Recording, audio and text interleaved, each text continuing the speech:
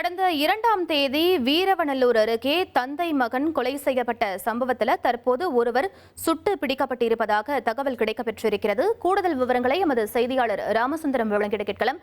ராமசுந்தரம், என்ன நடந்தது? முழு விவரங்களை பதிவு பண்ணுங்க.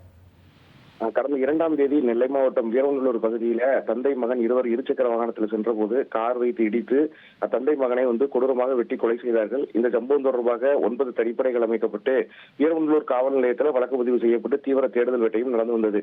இந்த சம்பவத்தில் தொடர்புடைய 11 பேர் இதுவரை கைது செய்யப்பட்ட சூழல்ல மேலும் சிலரையும் போலீசார் தீவிரமாக தேடி வந்தார்கள். அதுல கிருஷ்ணன் என்ற அஜித் என்பவர் வீரவநல்லூர் அடுத்த 80 அடி கால்வாய் வனப்பகுதியில பதுங்கியிருப்பதாக போலீசாருக்கு தகவல் கிடைத்தது. சம்பவ இடத்திற்கு போலீசாரும் சென்று அவரை தீவிர தேடுதல் வேட்டையில் ஈடுபட்டு பிடிக்க முயற்சி செய்த போது கையில் வைத்திருந்த அறிவாளை வைத்து போலீசாரை தாக்கியிருக்கிறார்.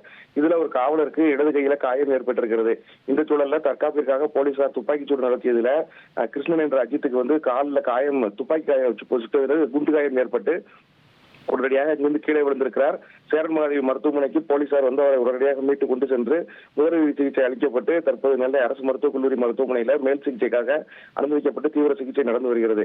இந்த காயமடைந்த சம்பவத்தில் காவலர் ஒருவரும் காயம் பெற்றிருக்கிறார். அவருக்கும் நெல்லை அரசு மருத்துவக் கல்லூரி மருத்துவமனையில் சிகிச்சை அளிக்கப்பட்டு வரக்கூடிய சூழல்ல காவல்துறை உயரதிகாரிகளும் மாவட்ட காவல் கண்காணிப்பாளர் உள்ளிட்டோரும் நேரடியாக சென்று அவர்களை பார்த்து தேவையான மருத்துவ வசதிகள் செய்வதற்கு உத்தரவு பிறப்பித்திருக்கிறார்கள். இதுவரை மொத்தமாக 13 பேர், இளம் சிறார் உட்பட 13 பேர் கைது செய்யப்பட்டு நீதிமன்ற காவலுக்கு உட்படுத்தக்கூடிய பணியில போலீசார் ஈடுபடுத்தப்பட்டிருக்கிறார்கள்.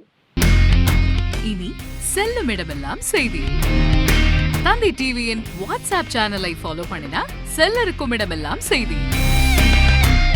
இதோ QR கோட், இப்பவே ஸ்கேன் பண்ணுங்க, ஃபாலோ பண்ணுங்க.